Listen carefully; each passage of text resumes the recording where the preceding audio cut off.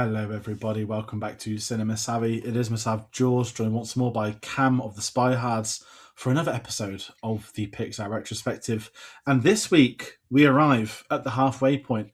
We are in our 16th episode out of a grand total of what will be 31 by the time we round out with Toy Story 5 in the top 10. And we've hit a huge milestone. And here we are, ready to talk The Good Dinosaur. And Cam, I'm already envious. You've got a Godzilla shirt on. I did, because I was like, do I have anything dinosaur related? I have Godzilla shirts. Bingo. The greatest of dinosaurs. I agree. He's the greatest. I don't, but for the football fans amongst you, I would say the Gunnosaurus Rex is the closest I have to that.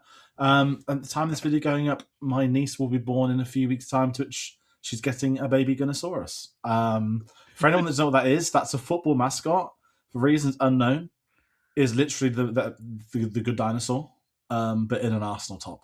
Don't ask questions how or why. I don't know why that's a football mascot, but it is. And it has been all along. And in the words of When They Lose, it survived extinction for this shit. That's what they used to say when we were really bad. But how are you doing? I'm doing fantastic, and I'm actually excited to be here to talk about The Good Dinosaur. Coincidentally, this recording is being done the day after, this was not planned, I attended Pixar Trivia here in Vancouver. And so last night I was assembled with a team. And look, I'll say up front, classic Disney, that's my thing. Just because of my age, I know that stuff really well. Pixar, the first movie, Toy Story, came out when I was 15 years old.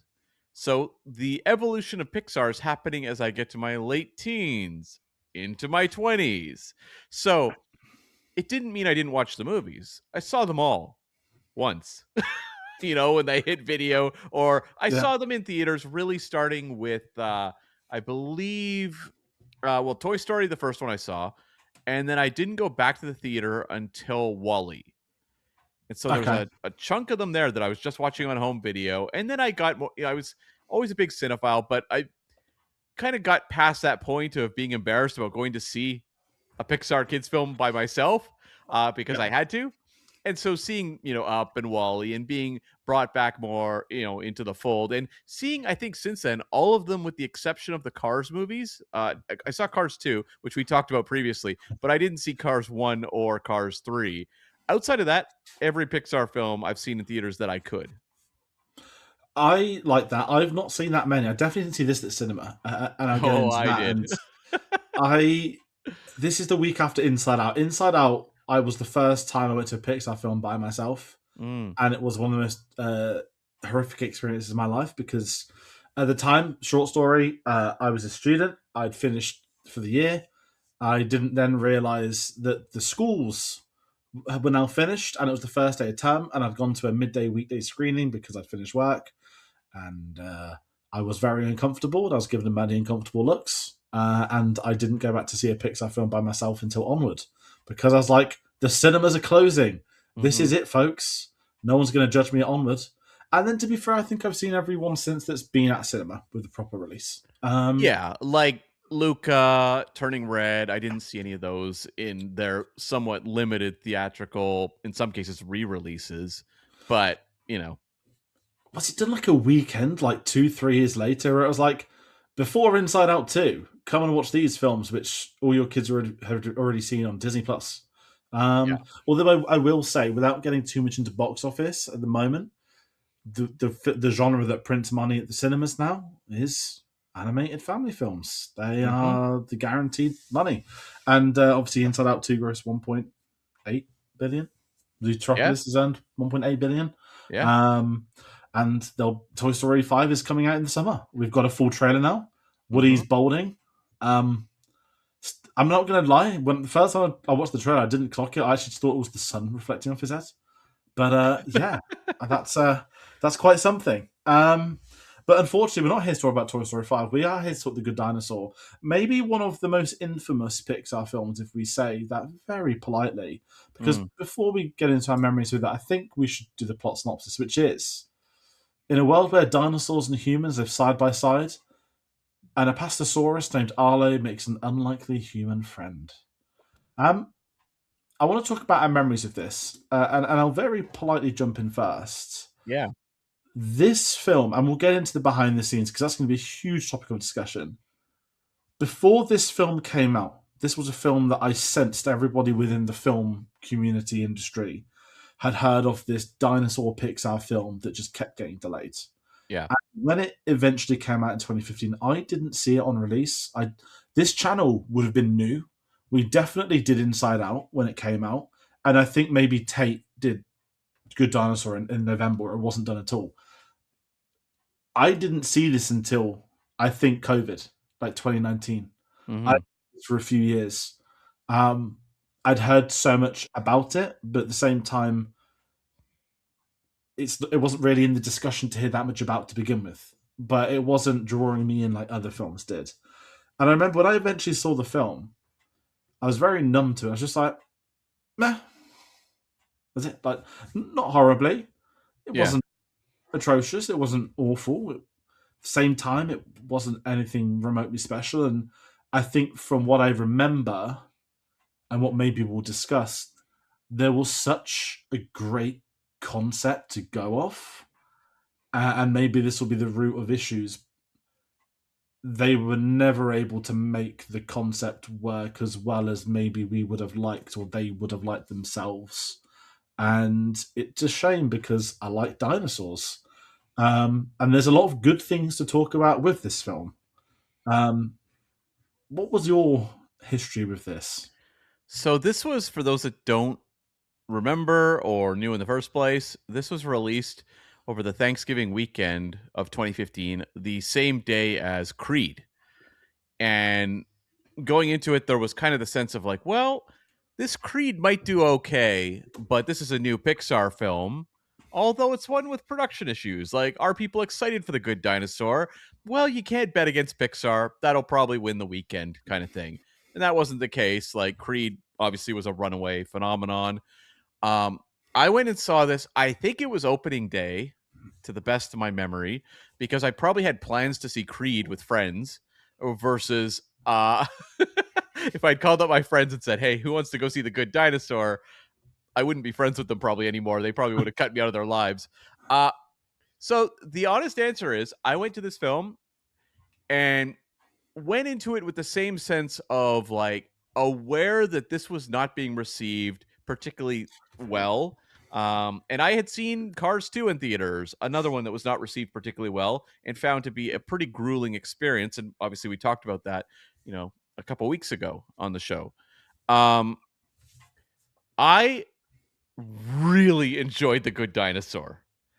Okay. I was moved by this film. I found myself like getting emotional at parts of it, and there was these elements of darkness to it and strangeness that I really appreciated. It kind of, in a sense, took me back to when I was a kid, and you would have kids' entertainment that wasn't afraid to get kind of weird and to Yeah. test what a kid could kind of handle, like for example, like the pteranodons or whatever they are, the pterodactyls. I'm not a dinosaur guy, I'm more of a shark guy, so I apologize to all dinosaur people out there if I mix up what dinosaurs are which in this review. But the way they're coded as like cannibals, and there's like a post-apocalyptic edge to this, like there was something a little more intense about it.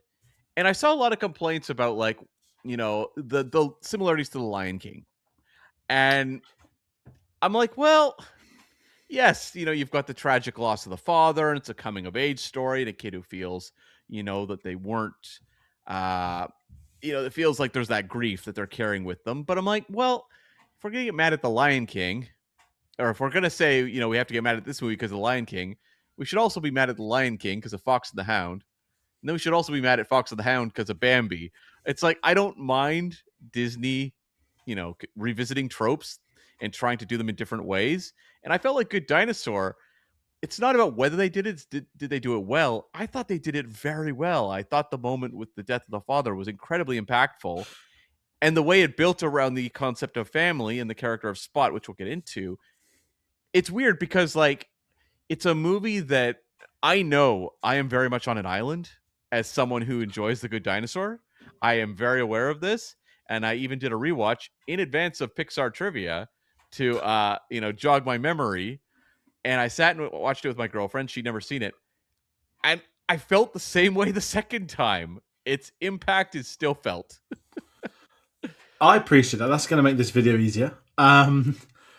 For me, I mean, watching it the weekend just gone, we're recording this a few weeks in advance. So we're recording on a Monday night, daytime for yourself, and I watched this on the Sunday just before the hockey final at the Winter Olympics, and 93-minute runtime. Mm-hmm. Can't fault that. No, Cars 2 is how long? How long did we watch that movie? There's too many, and I will say I wasn't checking my phone as much like Cars 2. Yeah. Sorry to yawn. Not because of Good Dinosaur. Cars 2. Oh no! Oh no! I was a bit doing this whole series. You mentioned, I've seen every Pixar film once.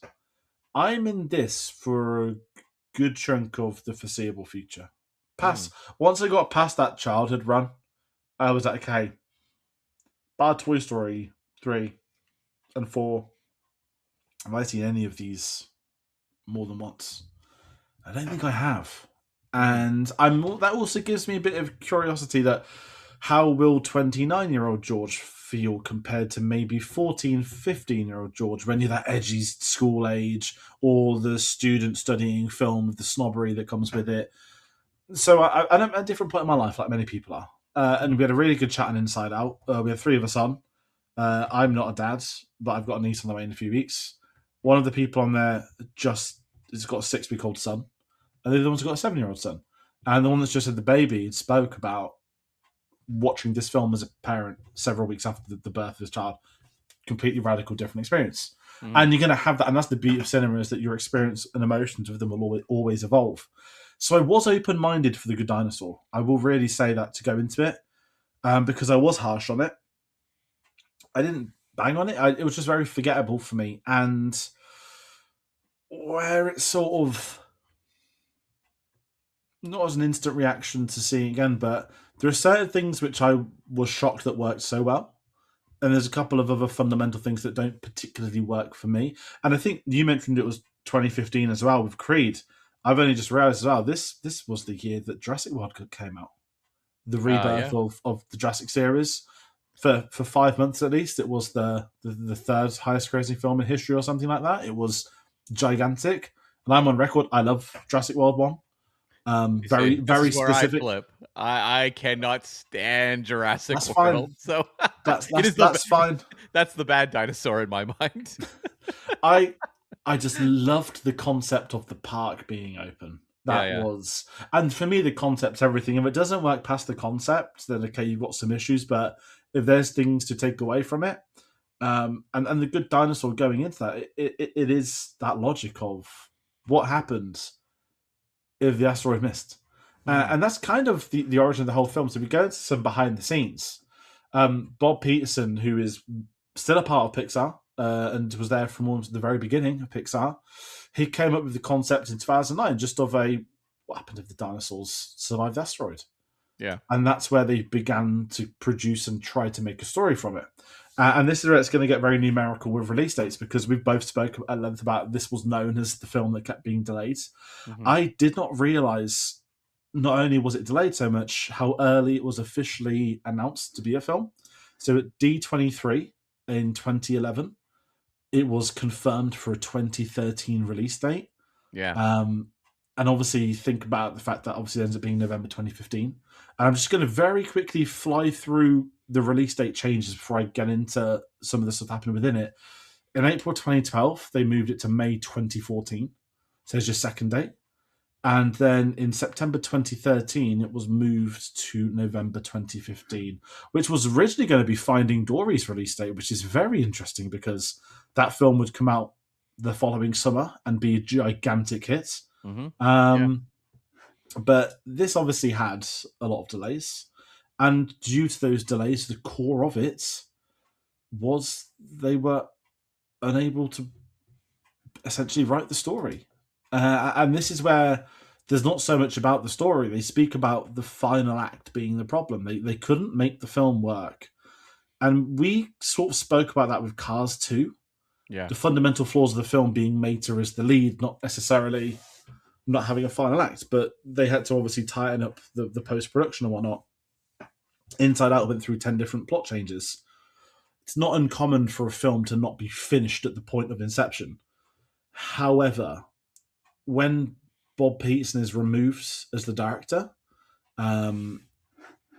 that what I found interesting, not in a disrespectful way, because we spoke about this with Brave a few weeks ago too.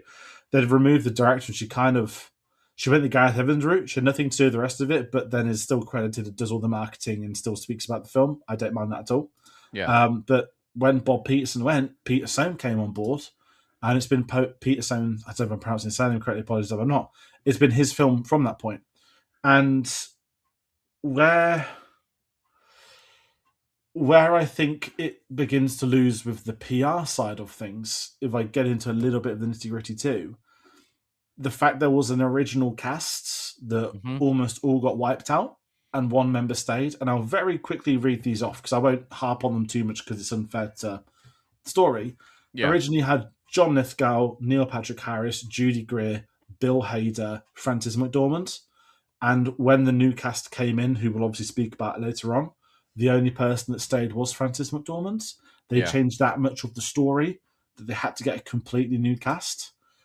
What do you think of that? Because I do think it adds to the pre-release issues that people went in with a conception in mind that this isn't going to be what we've had before.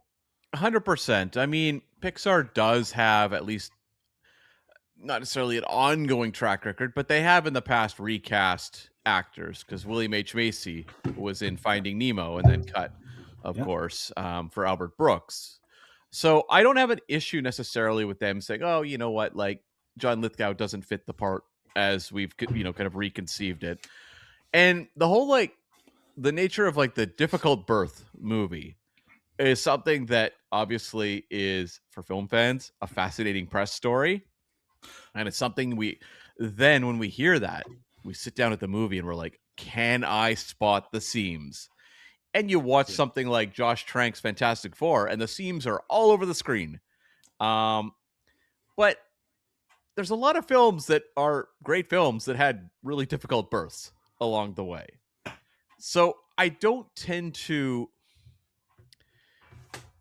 hold on to it because it's like, do the characters work for me going forward? Because ultimately, the idea of the behind the scenes on Good Dinosaur is fascinating. And on the podcast I do, SpyHards, we do the history of the film. We talk about the background details as well. So it's not like I'm saying, let that stuff remain in the past. It doesn't matter to the product as we're revisiting it now. That stuff's always interesting and can add context. But I don't necessarily look at it as a negative if the film is working for me. I go, well, they had a rough time. The director switch, I'm sure, was very unfortunate for people internally. But at the end of the day, when I'm sitting here in 2026 watching The Good Dinosaur, am I dragged out of the movie by that? Not really. Like, I could definitely say, like, it doesn't feel quite as refined a story as some of the other Pixar. So I'll 100% say that. I'm not saying Good Dinosaur is a great, or a flawless masterpiece. I'm not saying that at all. But to me, there is also the element of Pixar, in terms of their films, are superior to pretty much any other animated entertainment. Sometimes, Disney can hit a home run. I love DreamWorks, what they did with How to Train Your Dragon. But by and large, people will go after something like, Cars 2 or Good Dinosaur. Elemental definitely had a lot of people going after it too. And yet you compare that to a lot of Illumination films, a lot of, Fox animated films. It's like the gulf in quality is considerable. And so really then what you're doing is you're comparing something like The Good Dinosaur against Toy Story 3 or whatever else. And it's like, is it as groundbreaking as Inside Out? Definitely not. It is kind of going to a tried and true formula. To me, it's about, does that formula work within the conception of this film and the execution of this film? It does. It feels like it's taking that journey and adding elements that I'd never really seen before. The idea of blending a dinosaur coming of age story with a Western is really interesting. Blending in like post-apocalyptic elements, very interesting. Having dinosaurs that have evolved visually past the point that we're familiar with them. When you see like raptors in this, they are recognizable as raptors, but they don't look like raptors as we know them. So it's like there's interesting visual ideas.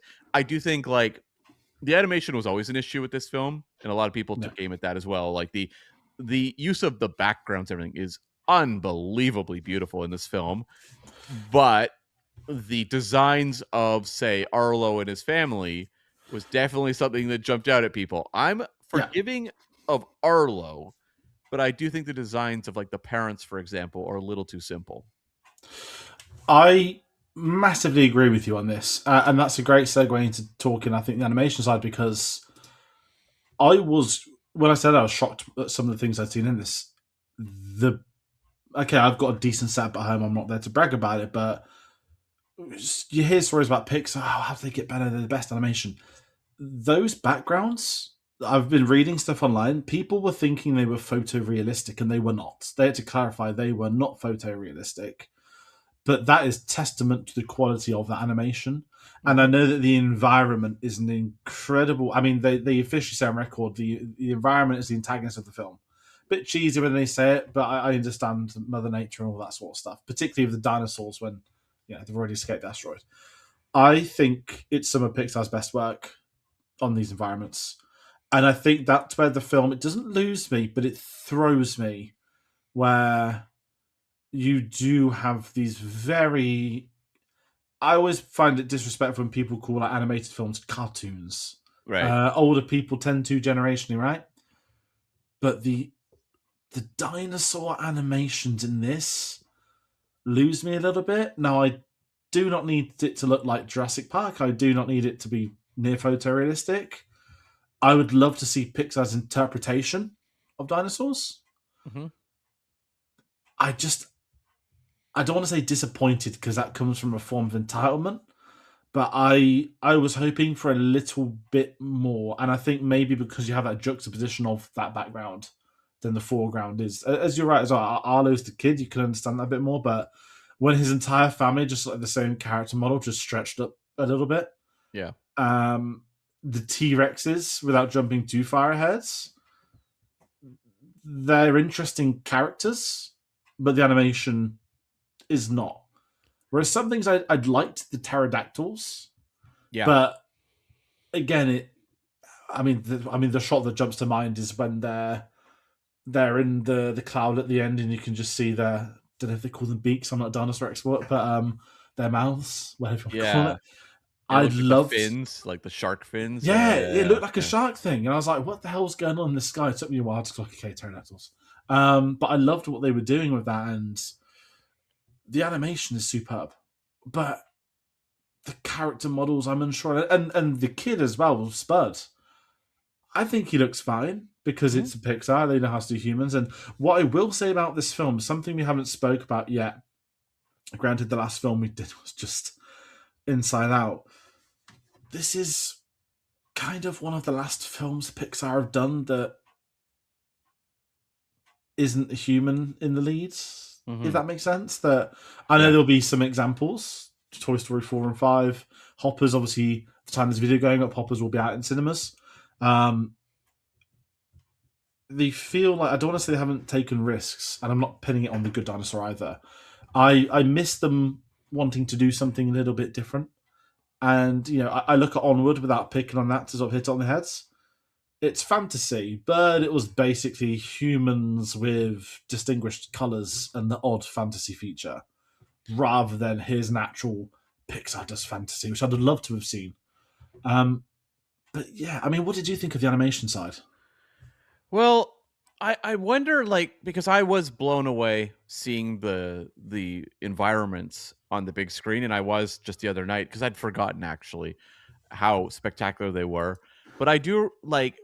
I've always felt like there's a simplicity to the parents in particular, the family, Arlo's family, that just it looks like kind of unfinished. in a way. Yeah. Um, Like, and I've often wondered. I spend all my time wondering this. This is the every moment of the day I spend thinking about this. But like you had in the movie in the year 2000, the movie Dinosaur, the Disney film, and that film they used real environments and then worked in CG dinosaurs, and the dinosaurs were made to look not 100% realistic, but edging a lot closer to realism than the ones in the Good Dinosaur. And I really am like wondering if it was almost like their way of saying like, well, we have to differentiate ourselves from Dinosaur or else we're doing the same thing. They just never quite cracked the code on finding an alternative that felt inspired. that's a good point. I'm glad you brought up Dinosaur because this was technically Disney's first dinosaur film since then. Yeah. And I have not seen that since it came out when I was a kid. And Mm. I can tell you why. Because about 10, I think when The Lion King came out, as in the 2019 one, I thought that Dinosaur was a live action film, and I was told it was animated, and I didn't know. Yeah. That obviously showed how much I've gone back to those films. But you kind of on a good point there that it it's like a weird, yeah, we can't do what Disney tries to do because then people would already lean toward that. And at the same time, when they were announcing an animated dinosaur film, everyone would have been thinking about Dinosaur, Land Before Time. Yeah. Yeah. Obviously, even if it's not animated, people will always go to Jurassic Park because they Mhm. would and should for dinosaurs. And George, what about We're Back, a dinosaur story? there's some there's some weird ones they could have looked at, but Yeah. I think without with the context of Pixar, this comes out 4 months after Inside Out, and I'm not saying people subconsciously are saying this is going to be Inside Out, but when you look at the illustrious history of Pixar, and at this point in time, you could very fairly say there's one true dud in Cars 2, ultimately, objectively, Mm. because Monsters Uni, safe, not bad, not anything interesting, but a safe film. But as a studio context, 2015, it's the best animation studio in the world. They're the best at the game, the animators, the storytellers, the creative freedom they have. And I think this film is almost I don't want to call it a reality check because that sounds really unfair. I think what I find disappointing, and maybe it's a little bit of the story too, the concept of, again, the dinosaurs survive the asteroid, and I feel like the marketing implied they'd be living with humans. Like Right. I feel, I could be wrong, so I'd love to be corrected if I am, but I feel this was this big thing. Like we're going to see humans and dinosaurs together, Mm-hmm. and we didn't. And I didn't mind Spud in it, but that isn't that representation. And where it, I'm not saying it loses me with this, but the dinosaurs have took on societal roles that we've had in our lifetime. The T Rexes are kind of farmers and cowboys. The Arlo's family are growing seeds and food for the harvest to be safe for winter. Mm-hmm. I guess they're farmers too, actually. So you've got these humanoid elements, and I'm talking about this as a 29-year-old, not as a child, but I do have to wonder, would a child be entertained by dinosaurs pretending to be farmers? And I Yeah. also think that because when we spoke about Cars 2, we spoke really well about there's a great spy film in here, but at the end of the day, it's a Cars film for children. They don't know about the price of oil versus electric. They want to see cool. Yeah. They want to see Yeah. cars. And I'm thinking a Good Dinosaur in that way. If that's not unfair to say, well, people want to see dinosaurs. They want to see, not them fighting, but they want to see a bit more. And I don't think we get enough of that, which I think is a shame. Yeah, that's a great point, and it's something I thought about because while this movie's weird energy really works for me, a lot of that is based on scenes as opposed to the overall, like, because here's the problem I think with this film in terms of why it's received as negatively as it is, which is that for kids it's not event filled enough. I think a lot of it is, it almost has at times kind of a meditative quality to it that is rather odd. And you have, like, the scenes with, like, with a scene I love, but where Arlo is walking with Spot, and there's in the distance like the silhouette of another human, Yes. like a beautifully conceived scene, and Arlo convinces Spot to to continue on with him and to leave that that figure behind. Does that scene grab a kid? Like, does a lot of this grab kids? A lot of it is based on Western tropes. I love watching Western films. Um, I don't know that sort of Western frontier coming of age element is something that kids are really going to latch on to. And as you said, like, this is a lot of it about dinosaurs that are farming. Is that a compelling element? Are kids like, I've always wanted to see dinosaurs farming? Probably not. And so you've got that issue that kids would want to see more action, more chases, things like that. A lot of it's based on a very sad story. Like, a lot of what Arlo's going through is very sad. It's not like that kind of high-spirited energy you get in a lot of Pixar films. And for an adult is sitting there looking at like the designs of Arlo's family or some of the humor and saying like, well, this isn't a movie for me. This is a movie for kids. And so who is the movie for? And I think that's sometimes its problem is it's not falling in either category.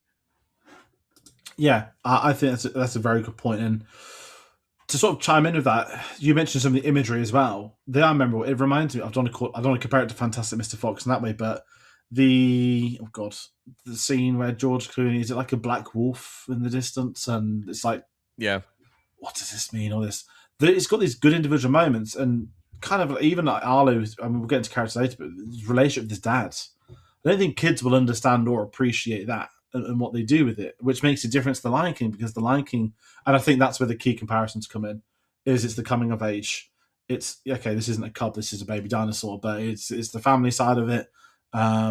It's what is the importance of family and what happens when you lose or get lost and have to find your own way. It's just, I don't think it's gripping enough. And I think, again, without just picking on the kids' mindset, it's the same as Jurassic. You take a 10-year-old to the cinema to watch Jurassic World, like that would be. I mean, I was 19 and I saw it like 4 times. Again, I know you didn't like it, but man, but the way they kill that Zoe person, people hate it still. I love it. Not in a sadistic way. I love that the actress was like, I need a really horrible way to go. Yeah. It's one of the most it's memorable, and films shouldn't just be memories. But when you get 2 dinosaur films in the same year, or even 2 Pixar films in the same year, what can you remember from this versus what can you remember from Inside Out? And it then struggles, and even if I don't like it, 7-8 months later, you got Dory. Mm-hmm. So you're bringing back, Nemo, essentially, for everybody from that age group. So it's in a really awkward state is maybe the word I'm leaning on. It's more awkward for them. And for them as a studio, with what they've done up to this point, it feels like we were committed to the project. We just have to see it through. Because I never question the integrity of filmmakers. I've never done it. And I do think you have to take it into account. Not, have you made it? No. But at some point there has to be, can we make this concept work? And I think you look at the behind the scenes issues, the numerous delays, I don't think they can, which is a shame, because the logic of the dinosaurs surviving the asteroids is a phenomenal concept. Like what Pixar are so good at. What happens if your toys are alive? What goes on inside your heads? Like, short statements become plot points and they work around it. And from me speaking, I wouldn't know what to do if the logic was what happens if dinosaurs, survived.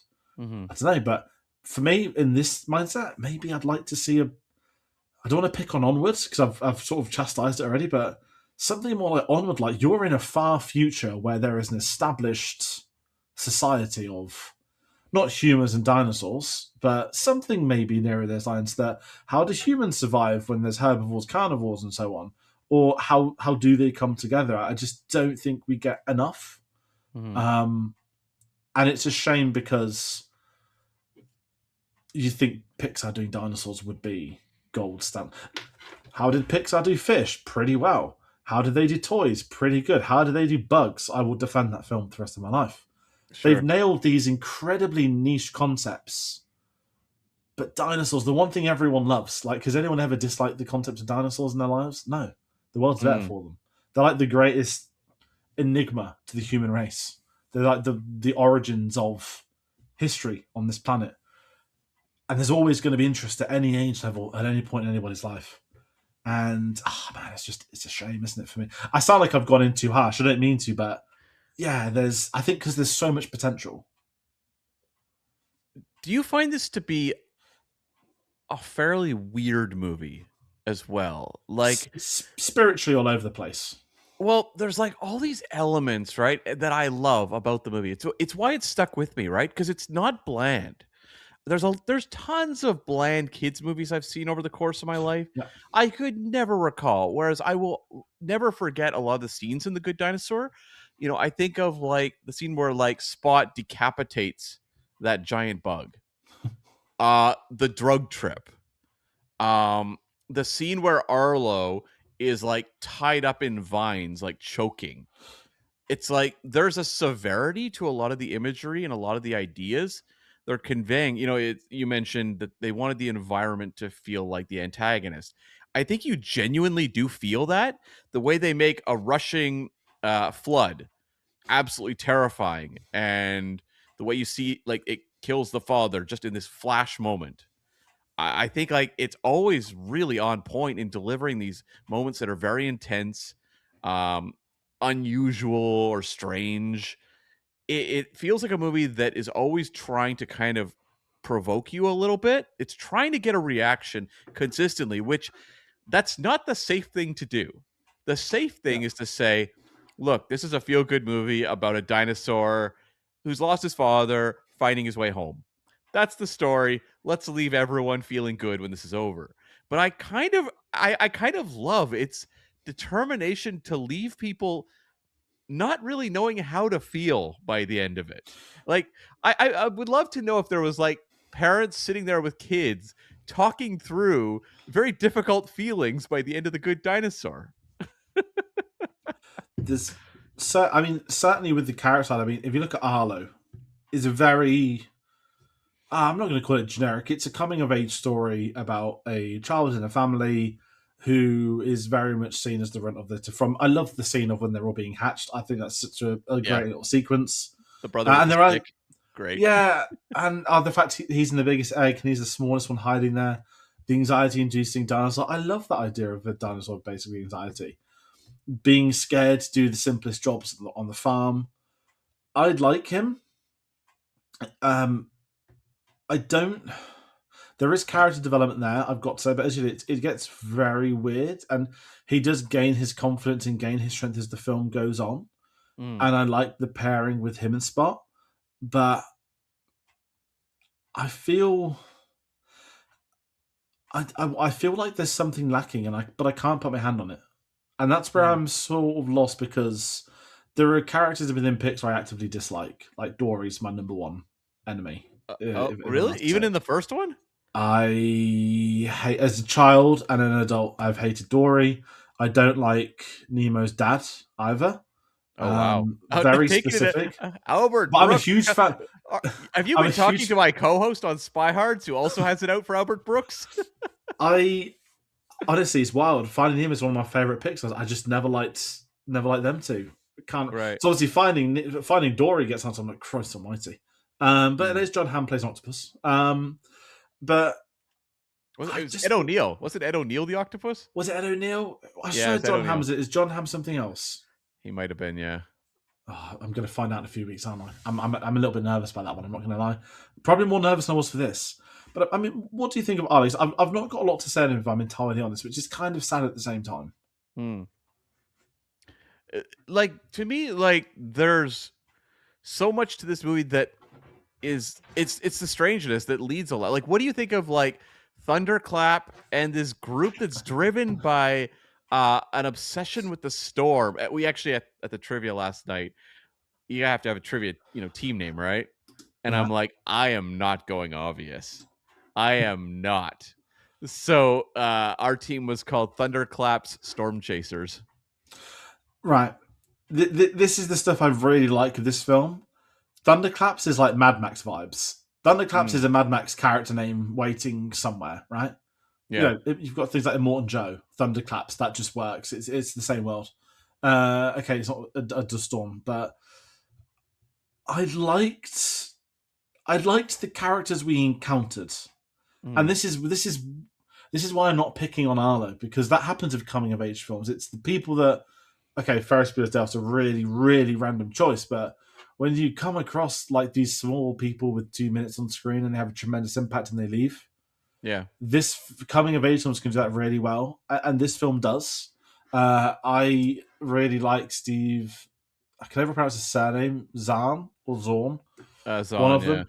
I mainly know him from War for the Planet of the Apes, Yeah. which is great in that too. I know he's done a lot of comedy and a lot of drama before. I like the killing the critter.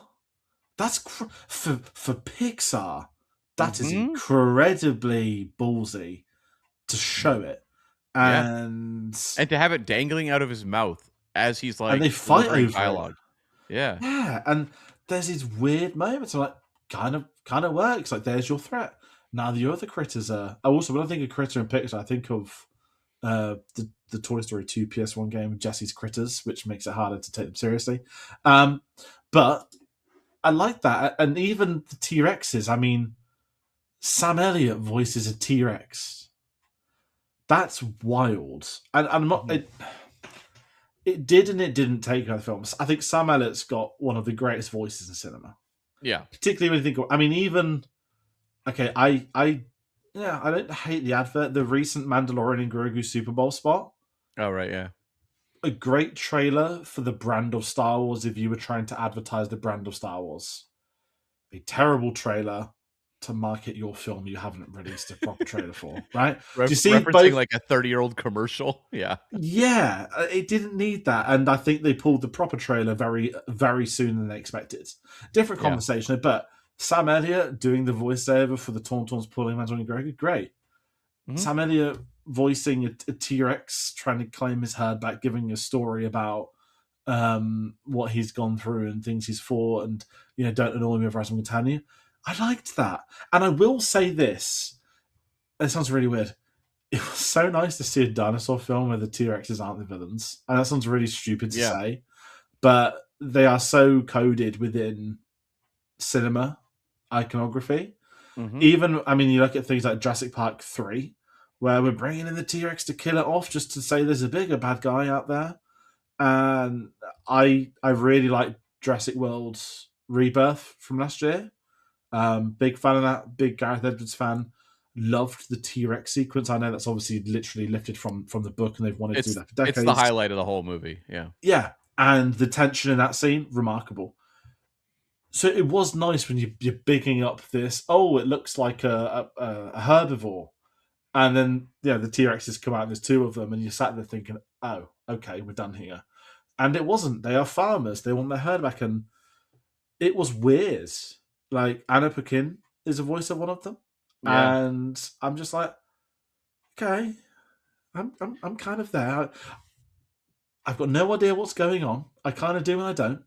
But you guys run with it. We'll see if we can get him home. And it's those little things I liked. I mean, what did you think of them?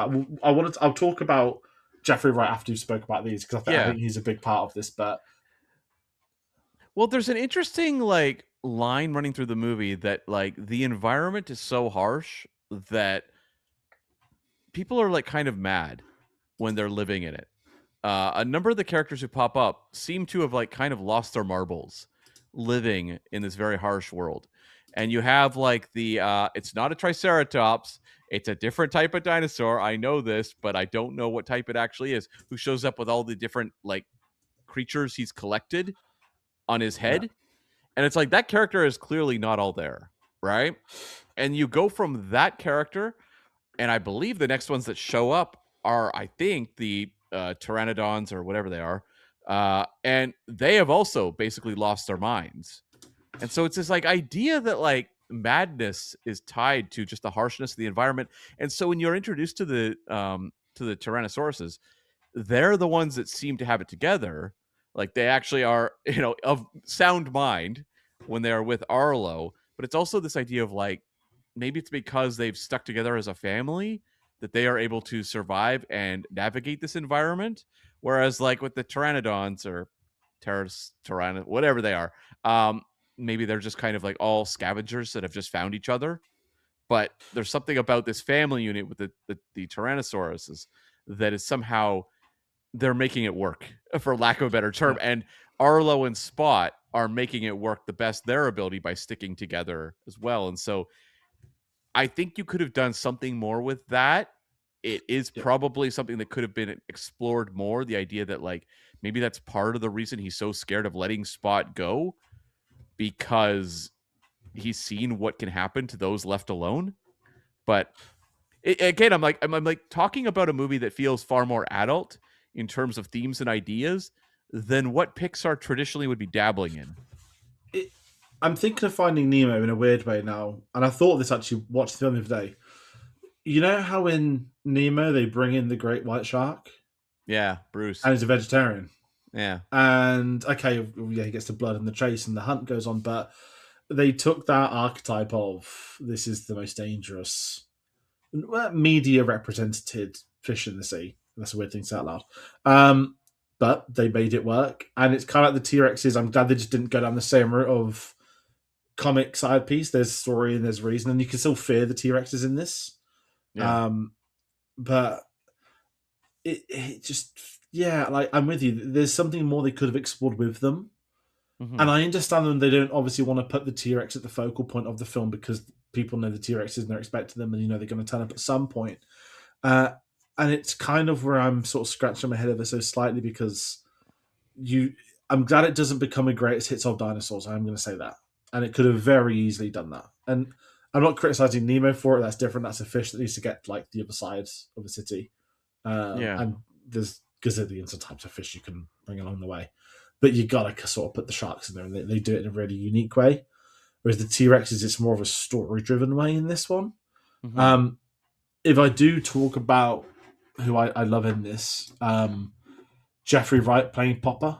I don't have much to say about Frances McDormand, if I'm honest, as Mama, but obviously she didn't get recasts. Whether they change her dialogue or not, I don't think so. But I really like Jeffrey Wright. I mean, Jeffrey Wright's got one of those sort of immediately recognizable voices. He's a phenomenal character actor.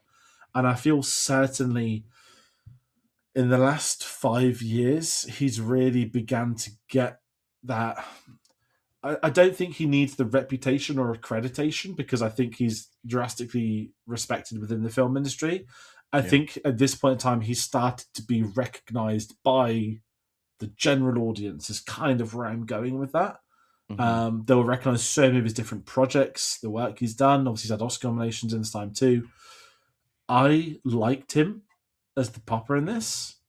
And although it's a very, I'm going to say, easy role, you're playing the dad who's going to form the connection with him. He's not going to make it past the opening acts. The bit that sort of haunts me is maybe my favorite moment of the film, which is quite sadistic, which is his death. Because he just gives him the most innocent smile. Like, it's all going to be okay. And it's like a millisecond, and then he's washed off screen. It's and I think people will compare it to Simba, and I don't. I think it's two very different reasons. It is, because how does he die? Like, how does the father die? You don't know, and that's what makes it worse. Well, I don't mean in terms of like, does he drown, or I mean literally, like, he is the one who kind of causes his own death. It's like he's tough parenting and forcing Arlo to pursue Spot after he's escaped the critter trap or whatever they built for him, and he's forcing him in the storm to chase him across the riverbank. And then the father realizes this is getting nasty. We got to go back, and dies because they've come too far, and he's taken them into a dangerous place. There's something about this father who's made a mistake and pays for it, and how this torments his son. Like, this is a very dark movie in a lot of ways. It really does. Like, when you look at something like Finding Nemo, you can say it has adult themes. It's about parenting. Inside Out, there's a lot of adult ideas.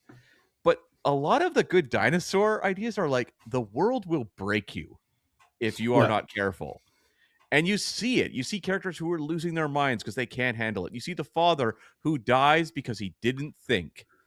Uh I don't know what they like what was going on in the room when they were coming up with this, because it has so many dark elements that I feel like The Good Dinosaur is never going to be regarded as a great Pixar movie. They're never going to be putting it on the at the triceratop of the Pixar pile. But um I feel like it could be the cult film, the one where people go like, this is the one that was a little off model and they were doing interesting things.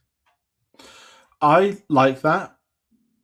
I'm trying to think of the film that they sort of attach that to, and I don't think there is one. I mean, if you look at, I want to say Ratatouille is a sort of cult film, but that's big enough now It's to big enough, it's got yeah, its own like it ride in Disneyland sustain. Paris. Yeah. Like Cars is the one where we look at and scoff, and then it's the generation below are like, this is our Toy Story. Still don't know why or how, but it is. And I'm just scanning in my head at the ones since this point, and you're I kind of right that there's. I wouldn't say there's a definitive cult film, but if there was one that was just weird, dark, tormented, should be different,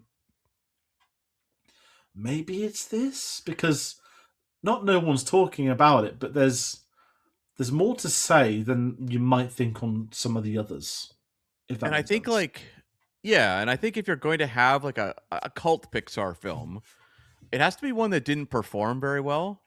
Yep. And so then I'm looking at ones, and I'm not naming these as these are potential cult films. Maybe they are, maybe they aren't, who knows. But like, Lightyear was completely dismissed in its theatrical run. I've seen Lightyear. We may talk about that later. Who Yeah. knows? Um, but it's a movie that, if you tell me 30 years from now or something, people are like, oh, this one's more interesting. Why did people not realize that it was doing very odd things with the Toy Story brand? Maybe. Or another one that I actually am a fan of, which is Elemental. I Yes, love think that that film. one's actually a very successful romantic comedy take on the Pixar formula, but Yep. it doesn't have the huge groundswell of support that, other Pixar films do. It had the phenomenal run, didn't it? Of this is the lowest ever Pixar opening, and every single week went by, and it was making more and more and more. It was like an Yeah. insane summer. Yeah. No, I am excited to revisit Elements. I've seen it once. On a Oh, side note, we're forgetting one as well. Elio. That's the other one that who knows what the future holds for that ooh, one. okay. So Elio, I don't want to say cult. I want to say because it came out during COVID, it doesn't have the box office tag and discussions. I Elio didn't. think You're thinking Elio. Luca came out Oh, during the sorry, pandemic. sorry. Yeah, I'm yeah. getting them mixed. Luke. Okay, Elio. Sorry, I got the two of them mixed up. I was going to say Luca Well, is the one I'm seeing more and more people talk about as the years go by. yes. Elio, I liked. I really liked it last year. It made me cry. Um, there's a lot going for it. I think, unfortunately, there's too much noise behind the Mhm. scenes with what went on politically, which I think is unfair on talent, original director, original voice actors, Disney politics. Oh God, am I really defending the Good Dinosaur of this? I mean, it stands out in its own weird way, if Well, the that thing makes about sense. cult films is though, They're cult not films popular. are polarizing. Like people have a real like like it or hate it kind of attitude. Do we? I'm just scanning. I mean, this is one of two or three that hasn't performed, right? Are we allowed to say that? Yeah. Um, Yeah. and I think, I mean, this is 11 years old this year. Mm-hmm. And we've probably done the longest YouTube discussion so far anyone's done on the Good Dinosaur in probably 10 years. Probably. Um, And also to that as well, there has not yet been the very audible Good Dinosaur cult emerging. So we might be the front. Um, maybe this, maybe I'm the one at the front with the flag. it'll be what was the trivia name again? The Thunderclap Explorers? Thunderclap Storm Chasers. That's going to be their tag online Yeah. when Yeah. they rock up in packs from the sky. No, but this is kind of it, and it's nice to have that chat with it because, as you said, there's some weird stuff. There's some dark. I mean, with the dad, I hadn't even thought about the whole. Yeah, he does cause his own death because he is pushing the son, and when he sees him, his little swollen feet, and he's injured him, he needs to get him home. He's realised, shit, I've not done a good job here as a dad. Yeah. And the moment that storm comes, and to then do the storm again later on, the only problem I kind of have with this, which frustrates me, he obviously gets home,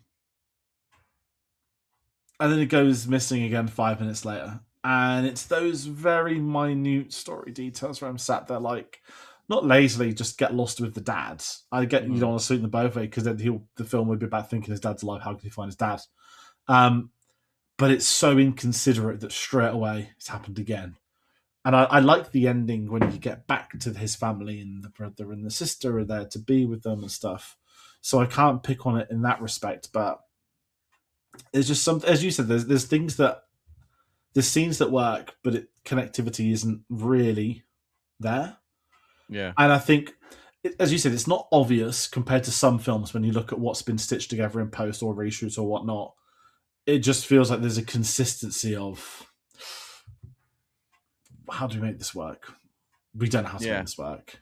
What are we doing with our different story ideas, mechanisms? We don't entirely know.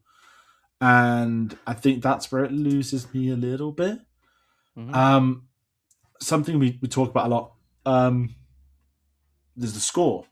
So Thomas Newman was originally hired, who's a veteran of Pixar at this point in time. When the film gets rescheduled again, but with Bob Peterson leaving, Thomas Newman leaves with him. It isn't because of the removal of the director. The reschedules don't work with the conflict of what he's working on. Totally understandable. On comes Michael and Jeff Danner, who are most well known for doing the Life of Pi score. Now, I've still never seen the Life of Pi, which is wild because I used to have a 3D TV. Yes, I was part of the 3D lot. And everyone said Life of Pi was one of the actually good 3D films. It was. And I heard a lot of amazing stuff. The score to this, I don't have anything to say. I know that sounds really negative. I don't think it's a bad score. I don't think it's a particularly good score. It just sort of fits in and nothing stands out. I don't know if that's harsh. No, I don't think that's harsh because I think when you think of like some of the Pixar scores, they are legendary. At Pixar Trivia last night, one of the categories, we had like a speed round where they would play 8-bit versions of Pixar scores and you had to write down what the score was. And a lot of them are instantly recognizable, even for movies I've seen once. And the Good Dinosaur one, I don't know that it stands on its own. I don't know that I'd be sitting there listening to the Good Dinosaur score. I do think it works within the context of the movie, though, of kind of capturing that frontier energy. So it's sort of that's sort of a very nice way, to acknowledge something of a wallpaper score. But I do think it works when I'm watching the movie.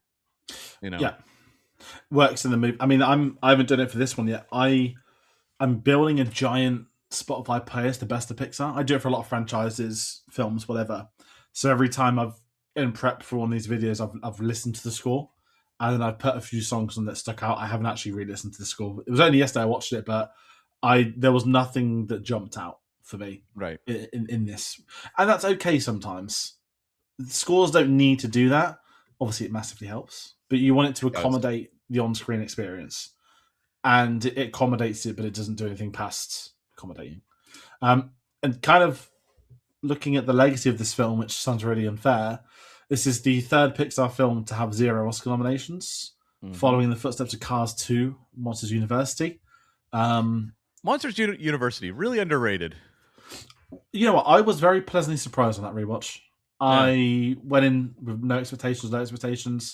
There's some things I really liked. Not everything. I was like, I had bad memories of the film. It wasn't bad. It wasn't anything special. There was some very, very funny visual gags. But I was like, oh, this is better. Again, that was probably teenage studying film. Oh, I'm above this because also I'm pretty sure I watched Monsters Uni around the time I saw like Wall-E, Up, all of those for the first time. So it drops down, and I think sometimes that's Pixar's own, not their fault.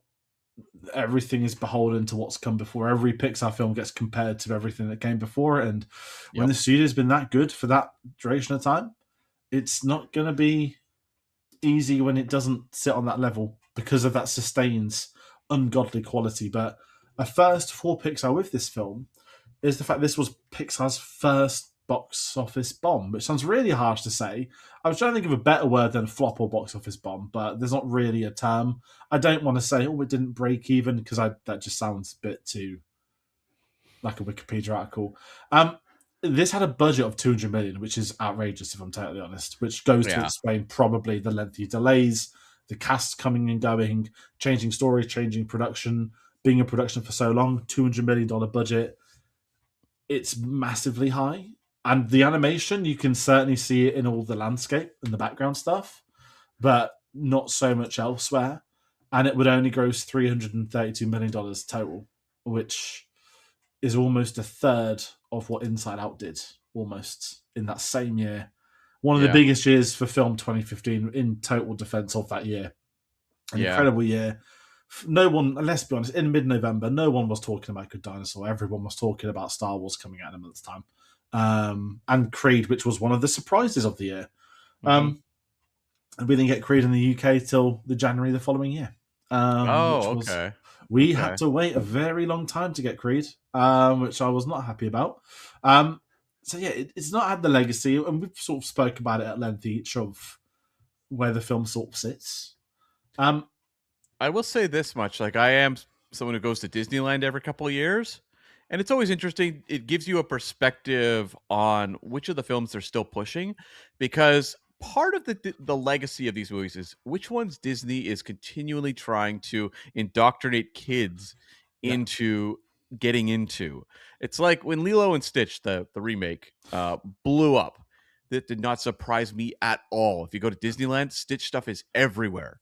And so you're seeing kids all over the place wearing Stitch hats or, carrying Stitch dolls. I was like, yep, they have done their job. They want this to be and this is a Disney tradition, like Sleeping Beauty was a flop when it was released in theaters. And Disney was like, no, no, no, no, no. We are going to keep re-releasing this thing until it becomes a classic, right? And so they've always had that approach. Same with Pinocchio and Fantasia, underperformers.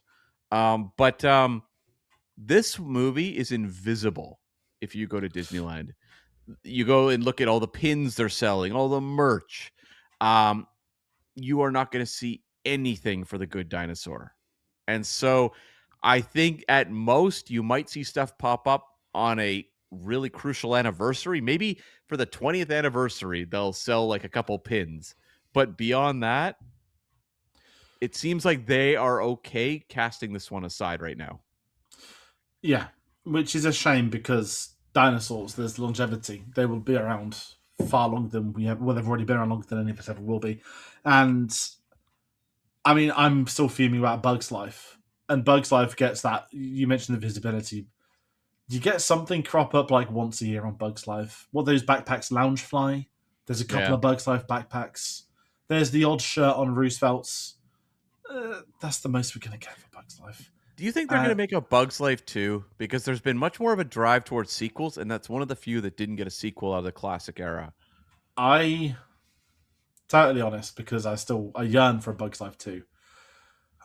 We live in a world where there have been 3 Cars films. There's going to be 3 Incredibles films, 5 Toy Story films, and a spin-off. 2 monsters. 2 monsters. A second Coco is on the way. Yep. I don't think we're going to get Bug's Life 2. I've accepted it. Should they change their minds, I would be running the campaign to the publicists to get me at the premiere. I just don't think it'll happen. I think it's a really tricky. I mean, Kevin Spacey is dead in the film. Sorry, I almost paused. You don't have to worry about Hopper coming back. Nope. You could bring back Richard Kind. He did a great job as in Inside Out. I think hear me out, if they did a Bug's Life 2, I think it'd be popular. I think I do too. we're at that generation where everyone. Okay, we're probably at this point in time a dozen people that have contributed to 16 episodes of a Disney series. Bar two contributors, every single person's origins into Pixar, which is what I like to ask to get people's backgrounds. Almost everyone said Toy Story or Bug's Life. And okay, Yeah. we're similar ages, and the younger ones have been Cars, which is understandable. And I appreciate older ones, if we ask. Of course, it's also going to be Toy Story and Bug's Life because it was the new thing. I can never get my hopes up on Bug's Life 2. However, just the amount of sequels Disney do. It's I know Every we're getting time new leadership. every time an Elio flops, it drives them more towards saying, you know what? Like sequels, look at what Inside Out 2 did. Like sequels I are good for business. I think if I was a betting individual at D23 this year, Inside Out 3 has been confirmed. It's not official confirmed, but it's confirmed. That is known. Yeah. I am scared we're getting a Cars 4. I mean, that That's one makes sense. To me, that just It makes makes sense it, to it keep makes making it. sense. I'm Yeah. surprised they haven't done it already, but I Yeah. think we're going to get a Cars 4. I think that'll be the big Pixar hoo-ha. I know that there's an original film come out next year. There's an original film out now at Hoppers. Toy Story this summer. I think it's about a cat next year, and it's Mhm. like a new animation type. I would love to see them do Bugs Life, but I just don't think. I think the ship has sailed, unless they want to do it for the 30th anniversary in 2028. But they'd probably have to have announced it by now. Yeah. But a lot of the performers are still active. You know, Flick's popped up in a few animated Pixar films. Julie Ray Dreyfus. I just can't get my hopes up. I mean, Yeah. but then if you think about, imagine a Bug's Life 2 in this modern anime. I mean, Bug's Life looks great from an animation perspective, and it's essentially set in like two locations. The current Pixar engines doing a Bug's Life, that'd look remarkable.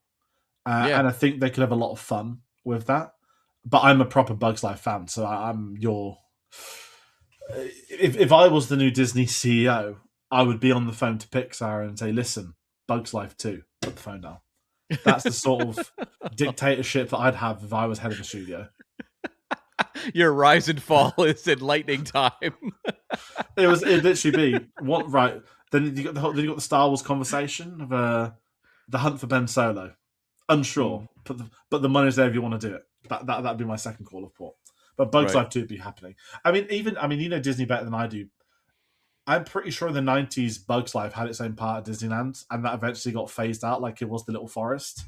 Yeah, it was in California Adventure. There was a Bugs Life area that it was fun. I got to visit it once, and they had a really cool like 3D movie experience where it was like the 4D thing where you had like Yeah. bugs crawling underneath you while you were watching a movie. It was pretty fun.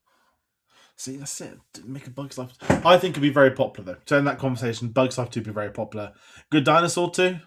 Unfortunately, I don't think we're going to get there. Unless it's just an Until I asteroid hitting the Earth. self finance it myself. Yes.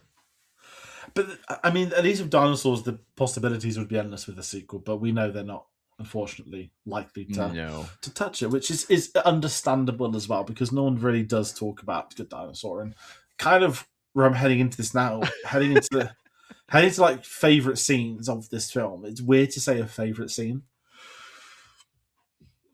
I don't want to say I love the dad's death. I'm just Mhm. haunted by the image of the smile as he's being swept away to his death. Yeah. I I think I said it earlier. It's more of a shot than a scene. Just the pterodactyls in the sky. You Mhm. said that it's the fins. It's literally an upside down of shark attacks when the Yeah. fins come in and they circle around before they go for the prey. Loved it. Really great little moment. Don't care for the fight sequence. I like the fact Arlo gained his confidence to defend himself, to defend Spot. Um, but I like seeing peril and I like seeing good antagonists. Not quite as good as, in Bug's Life when you've got it turned into like a World War II film where you've got like Yeah. sound effects of like bombs going off on a raindrop. That is just another level. But That's great. I loved what they did with the pterodactyls in this. I love the reveal of when they eat the critter and like Arlo's reaction to that. That's great stuff. I also love the moment, and it's pretty much a silent sequence, which is Arlo and Spot communicating, and Spot establishing that his parents have died and doing it all through like, twigs and mud basically, and then drawing the circle around, himself. I think that's incredibly effective visual storytelling, and the way that they call back to that at the end of Arlo drawing the line around Spot with this new adoptive family. Yeah, that's a really good scene, and I like that the human is this kind of, I don't know what you call the caveman. Like he's there in the background. Like Yeah, he crops up a few times, and it's not obvious it's his parent, but it's like, as you said, it's the adoptive family sign that works, and it those little does. things do work. And we've spoken a lot in the series that with Pixar, Pixar's at its best when it's duos together. Hmm. And I do like Arlo with Spot. I just think I wish we'd have had more of the humans. I wish we'd have had more of that societal side by side, Hmm. because I think that's heading to my final thoughts. I think that is one of my problems, and it's a really unfair problem to have when you're aware of the concept years before the film comes out, and it's Pixar, and everyone's excited, and then there's suddenly delays and issues, and it never quite reaches the highs of other Pixar films. That's not the Good Dinosaur's fault, Hmm. looking at it from a film perspective. But with that in mind, I'm looking at the film itself thinking, oh man, this concept they could have done a bit more. There's some really cool stuff that they worked with, but I think there's an inconsistency. But I will say it boasts some of the best animation Pixar's done, Right. particularly with those environments. Yeah. I'm going to be intrigued heading into the next half of the series, because I don't think anything. I mean, Lightyear we spoke about very briefly. Lightyear is that proper science fiction as Pixar. Elio does that a little bit, not as Hmm. explanation, or not as what's the word? Explanatory, like when they're searching Star Trekky type things. Like, Exploratory. yes, that's the word. Yeah. Lightyear does that very well, and the Yeah. animation itself looks incredible.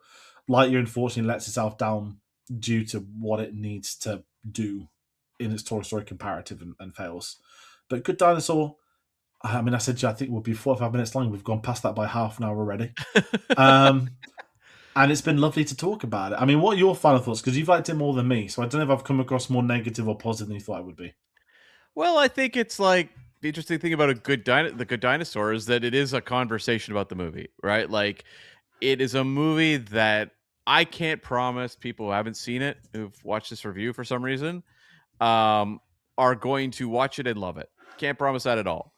But I do think if you look into sort of the interesting elements of the movie, it makes this movie to me something that I know I'm going to go back to again, and probably a few times over the course of my life. It's one that I feel much more of a call, almost like Spot did. I feel like there's a call of this movie that I go like, this movie's too interesting to throw kind of on the trash heap of, cinematic misfires.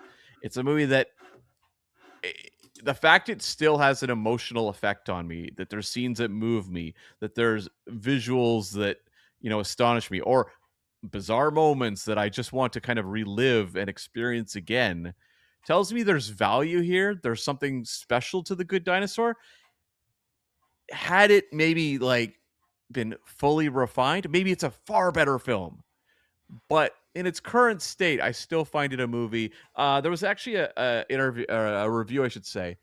I think it was Alan Sepinwall. I may be wrong, but I'm going to go with that right now. But he was talking about the Many Saints of Newark, the Sopranos movie, um, and that was a movie that had a lot of problems. But he said, honestly, it's not about whether the movie's good or bad. It's about whether it's interesting, and it is interesting, and that's kind of how I feel about The Good Dinosaur. Yeah, no, I think that makes sense. That works as well. Yeah, I'm with you on that. I think it's a key with this. It's not bad. Like the problem is, and this isn't a problem with the film. If I look at a Pixar ranking, I'm doing film by film at the moment. I'm waiting to the top 10 video. This is probably near the bottom, but that's not Mm, indicative of this film's quality. We're entering this weird time in the 2010s where that top 11, 12 is probably going to be locked in for maybe the next 10, 15 episodes, and then you're going to start to pad out the midfield. yeah, yeah. Um, not in a disrespectful way to what's to come. There's going to be some great films I really love that I think are underrated or not spoken about enough, particularly the COVID ones. Mm-hmm. But it's led to an interesting discussion. Sorry to go on a tangent. Since you brought up Bugs Life, I'm not going to lie. In my ears, in my head, sorry, I've just got the Flea Circus theme on loop. I just that song is just associated with that film to me that I can't just not think of them. I've Mm-hmm. not got John Ratzenberger screaming at me in my ears. I promise you I don't. But this has been a really fun discussion, Cam, and kind of what is coming up next in the Pixar retrospective for people at home that are curious. We spoke about it a few times. Finding Dory is coming up next on the series, followed by Cars 3, then by Coco, and then The Incredibles 2. So we're entering sequel, prequel territories more so. It's Mm-hmm. wild. The Incredibles 2 feels a lot earlier in this series than I remember it being. I feel Yeah. like the wait for Incredibles 2 was insane. And I wasn't a fan of The Incredibles growing up either. It just felt like an eternity has passed and there is finally a sequel. I know that's probably the same I thought about for Toy Story 2 to 3 as well. And I bet it's not as long as this is, definitely a shorter gap than that. No, it's a longer gap than that. It's 14 years between Incredibles sequels, and there'll be 10. I think it's Incredibles 3 date for 2028, are they saying? I So believe that's it. Yeah. that's a 24-year trilogy. Yeah. That's wild. But that's a different conversation. But Cam, SpyHards, what are you guys up to at the moment? Well, we tackle spy movies every week on the show, and we also have interviews with people who act in, direct, write, produce spy films, and that includes stuff like Bond and Mission Impossible and Bourne films and what have you. What we have coming up, we have our review of the Bruce Willis film Mercury Rising will be coming out. I think it's out at the time of this episode dropping, as well as an interview with the director, Harold Becker, who directed movies like Scent of a Woman and Malice. Nope, not Scent of a Woman. I apologize. Sea of Love, another Al Pacino movie. He directed Sea of Love and Malice with Alec Baldwin, as well as stuff like Taps. So we have stories from him about a young Tom Cruise, for example, in Taps. And then going forward, we'll have coverage of Mission Impossible Rogue Nation. So we'll have a review and an interview that I can't reveal yet, but we have recorded it. Amazing. Everybody, please follow SpyHards. Cam, it's amazing having you on. That's Cars 2 and The Good Dinosaur you've been on for this series. For anyone curious Yeah. the backstory, Spielberg retrospective, you came on for Always and Jaws, obviously, but Always is the one we remember the most. And Terminal. I did Terminal as well. Terminal's great. I love the Terminal. Maybe it's a bit of Yeah. one of those films that's very popular.